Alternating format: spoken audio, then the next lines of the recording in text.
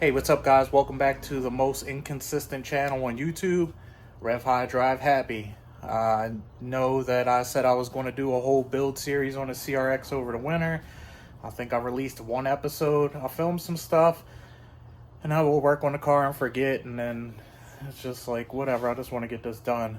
But took the car to Honda Day 2 weeks ago, got second place in the CRX category.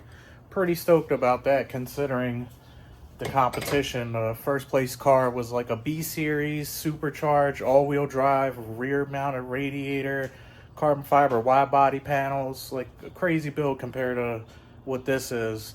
So I was pretty happy about that. But I just want to show you around the car, give you an update on it, let you know what happened over the winter. So not too much has changed on the exterior. I did upgrade the corner lights and the bumper lights to clear. I did get some EDM ZC single bulb headlights, and those are brand new, so that's why they look so fresh. On the way to Honda Day, this corner light popped out. The screw broke. These are just some eBay ones, and it came out and rubbed the tire. And still got second place with that ugly light. I've got the 949 racing wheels. I think these are 15 by 8, I think 37 offset.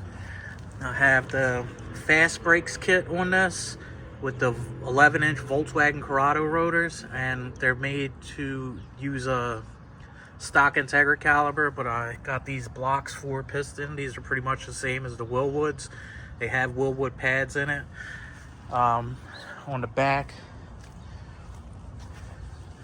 I'm using the Scared Bird conversion kit to turn the drum trailing arms into disc. And it has Type R brakes on it, EP3 rear rotors, and Type R calipers. I'm not sure which spoiler this is. This came on the car. I believe it's a Spoiler Kings, but don't quote me on that. The exhaust, I ended up changing just the muffler. It had a vibrant 3-inch oval, but it would bang against the spare tire well. So this is a K-tune turn down that I had on the Integra at one point that I put on here. And then underneath, I don't know if you can see, I put on some Skunk 2 lower arms and a Beaks lower tie bar. The interior,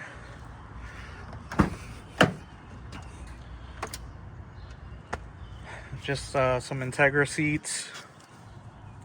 I have the Bull Boost shifter assembly for the car, AEM wideband. I have this tablet in here because somehow my tachometer stopped working, so I use that for a digital dash to run the Honda app.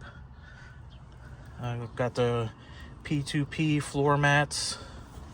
There's a JDI Ghost box behind this block off plate my friend gifted me for my birthday.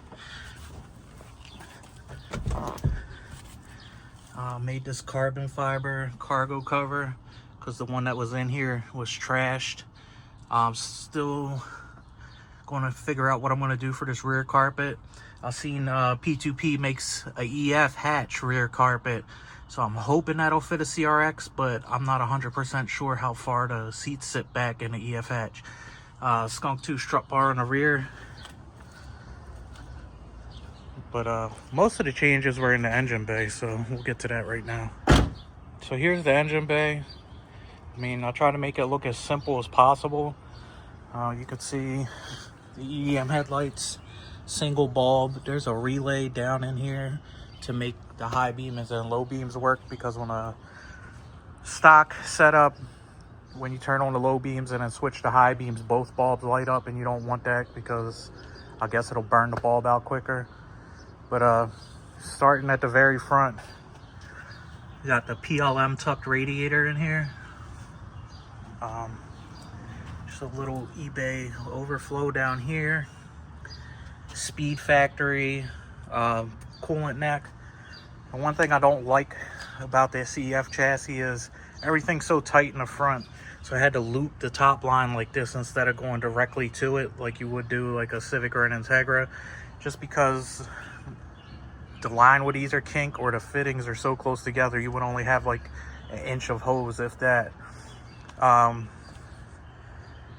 You got the Burton Racing coil and plug conversion. I forget who makes this, but it's to put the PCV valve off to the side so it's not sticking up, so you get a little bit more hood clearance. I did convert all the coolant lines to AN. These are pretty much the only two coolant lines coming off the engine. I did block off one coolant passage right here that goes to the heater core, and on the back of the block, that black pipe, there was a nipple coming off there. I had that welded shut. And then I had this thermostat housing, 16A, and welded on there. Pop's Garage took care of that for me. Got the Bull Boost H series bracket for the shifter cables. It took some work to get this to work correctly, because at first it wouldn't go into reverse, and then I got to go in reverse. I went to take it in on a test drive, and it would go into first, it wouldn't go into second, would go into third, go into fourth, go into fifth.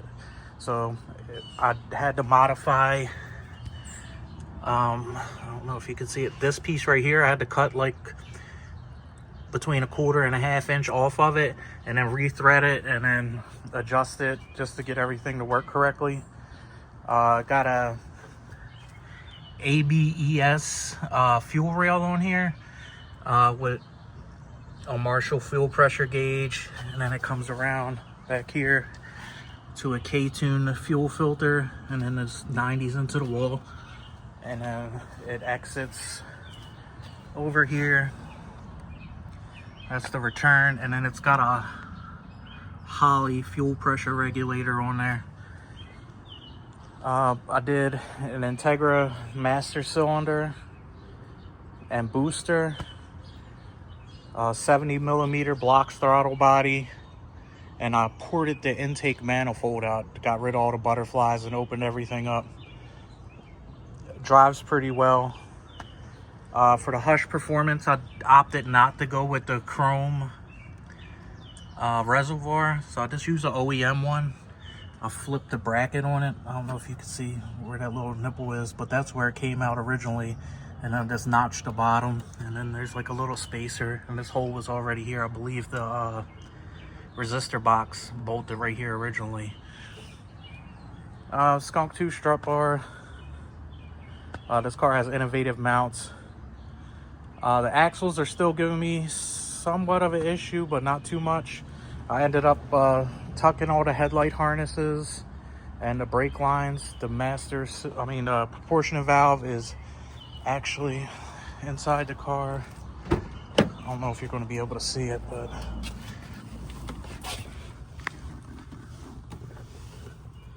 it's back up in here. The ECU's here, the fuse box is here. I didn't have to cut any of the wires to move any of that stuff. Just another Bull Boost distributor cap. But yeah, it's just a simple build. I'm not 100% sure even what I want to do with this car. I mean, it's fun to drive just like it is, but I really don't want to add any exterior mods, maybe a carbon hood. But I kind of just like the way it looks now. Just plain and simple.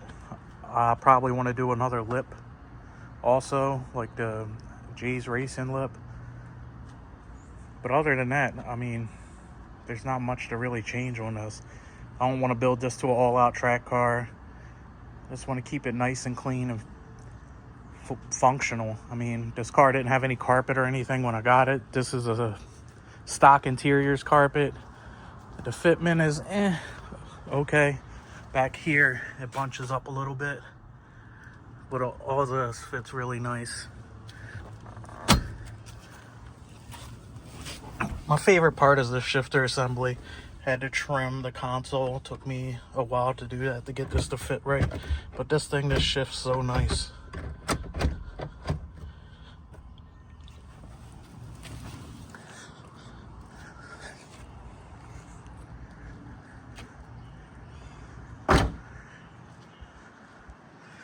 Yeah, I'm pretty happy with the car.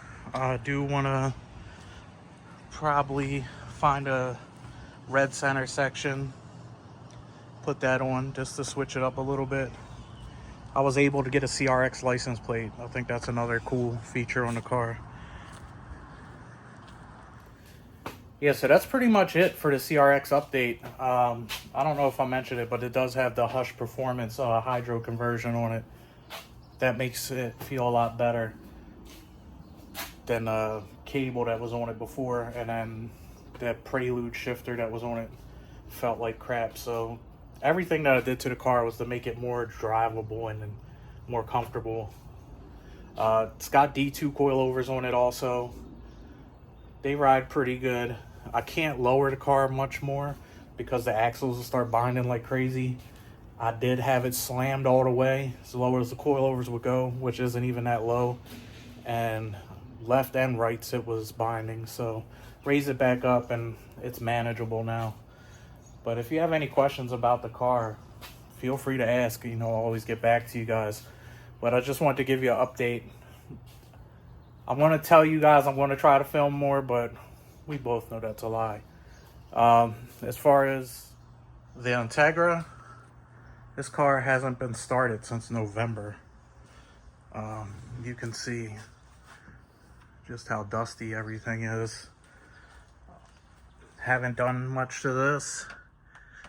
Got an Element fire extinguisher. Shout out to my buddy Brad.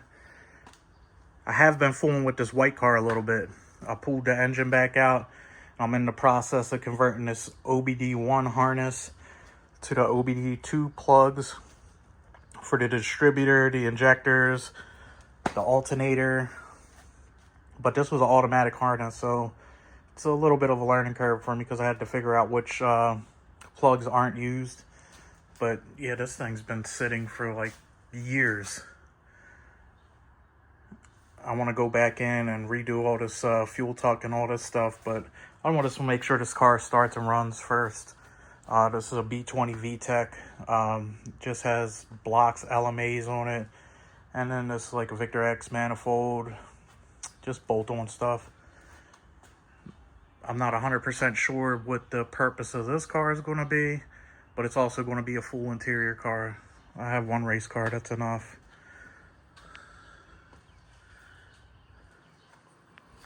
But like I said, if you guys have any questions, feel free to ask them down below, and I'll try to get back to you, or hit me up on Instagram at RevHighDriveHappy. But until next time, like, comment, subscribe, and I'll catch you in the next one.